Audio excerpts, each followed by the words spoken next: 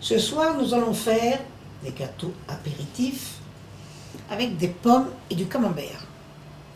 Il vous faut du beurre, de l'échalote, camembert, des pommes épluchées et j'ai mis du raisin sec dans du cognac. Donc pour commencer, je mets le beurre dans la casserole. Voilà. Alors nous mettons les échalotes.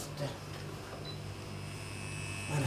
Pendant ce temps-là, je vais couper les pommes. Alors, les pommes avec ça. Pas, cette fois-ci, je ne les mets pas en petits carrés.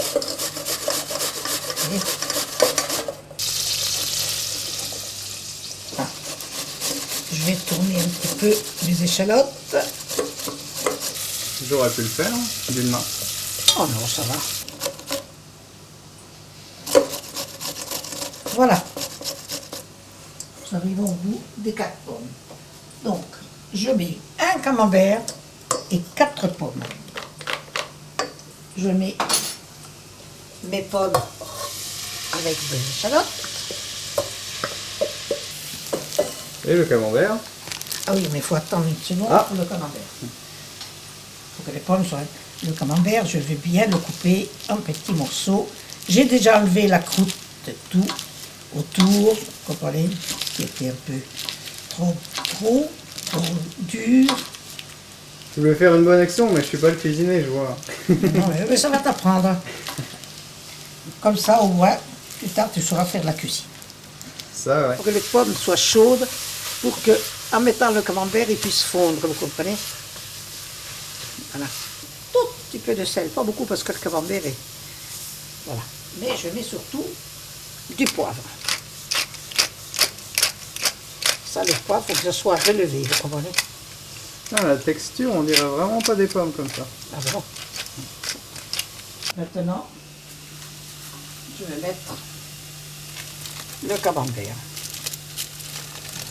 Mais je l'ai laissé sur le papier parce que comme ça on n'en perd pas. Si vous le mettez sur une assiette, eh bien il en reste sur l'assiette. Dans la fête côte, vous n'avez plus le camembert là, dans la casserole. Là. Il faut bien écraser le camembert surtout. Hein. Pas trop fort.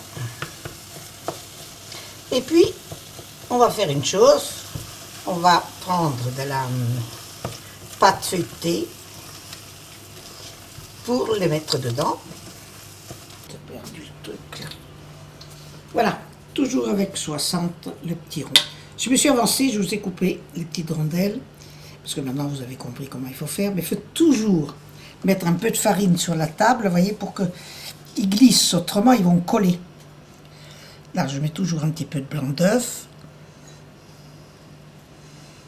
Voilà. Donc c'est une pâte complète pour tous ces petits... Non, non, il y en a d'autres. J'ai fait seulement quelques-uns comme ça. Ok, d'accord. Tout le monde, voilà. J'ai mis dans une assiette pour que ça refroidisse plus vite. Et t'as aplati? Et pour que ça refroidisse plus vite. Ok. Voilà. Et je mets un seul, parce que ça suffit, hein, raisin. Il y en a qui se plaignent justement pour leur cholestérol, mais vous en faites pas avec ce que je vous fais, moi. Le cholestérol n'arrive pas.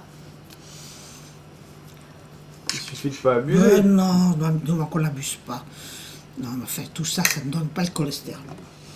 Ce que je fais, c'est anti-cholestérol. De toute façon, tout donne le cholestérol, hein. Voilà quoi. Oui, mais c'est pour ça que je vais vous faire ça anti-cholestérol. Comme ça. Voilà.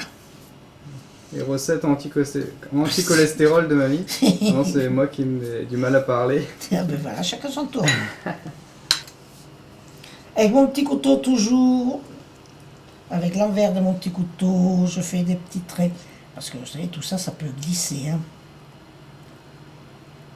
À l'intérieur, je ne voudrais pas que ça se sauve. Le meilleur est à l'intérieur. Hein. Nous allons trouver une solution pour les reconnaître, parce que certainement il y a des formes. Les formes sont toujours les mêmes. Hein. Parce que souvent on prend, et puis on dit, oh lequel que c'est que j'ai pris, je ne sais pas. Et après on est obligé d'en goûter 5, 6 avant d'arriver à celui qu'on a aimé. Et là on a du cholestérol. Oui, oh ben alors là, oui. Je vous ai mis, comme d'habitude, l'œuf. On va les faire là-dessus. Vous allez faire comme ça, comme ça. Voilà. Et allez-y surtout, hein. Mais avec le dos, vous voyez, de ma petite cuillère. Vous devez en avoir de ma petite cuillère, de petit couteau. Comme ça, sur un plateau, on les recolle. Voilà. Vous voyez? Au four à 200 cette fois? 200, oui. Ok. Je mets 10 minutes, puis je regarde. 10 minutes. Je les sors parce que, vous voyez, pour congeler, ils sont bien. Si c'était pour manger, je les laisserais encore un peu. Mais pour manger frais, c'est différent. Et là, vous voyez, on voit les petites losanges sur chacun. Ce qui fait que comme ça, on les recolle, on peut pas s'empêcher, même si vous les mettez un là, vous comprenez? Le mélange, parce qu'il va y avoir d'autres avec de la viande qui vont être comme ça. Là, on trouvera une autre astuce pour les différencier. Voilà. Je vous dis bon appétit et je vous embrasse tous très très très fort. Merci beaucoup. Bon appétit aussi.